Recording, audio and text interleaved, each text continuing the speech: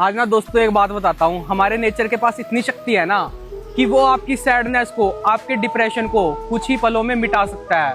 मतलब अगर आप सैड हो या आपको डिप्रेशन हो तो ना ये बहुत ही आसानी से मिटा सकता है। बस आप ना नेचर में आइए और देखिए कितना सुंदर लग रहा है। ये पीछे मेरे पहाड़ है और इधर मेरा झरना है, कितना अच्छा लग रहा है। और मतलब यहाँ पे थोड़ी देर बैठ जाइए आप, इस पानी की आवाज़ इतनी अच्छी लग रही है ना, यहाँ बैठिए और अपने मन को आप शांत कर सकते हैं। और यहाँ पे ना ये देखिए, ये पानी भी है, कितना साफ पानी है, इसको हम पी भी सकते हैं। और मतलब यहाँ पे आके एकदम ना मन बिल्कुल शांत हो जाता है, बिल्कुल ठंडा ठंडा पानी है, मैं आपको बता भी नहीं सकता ये कितना अच्छा लग रहा है।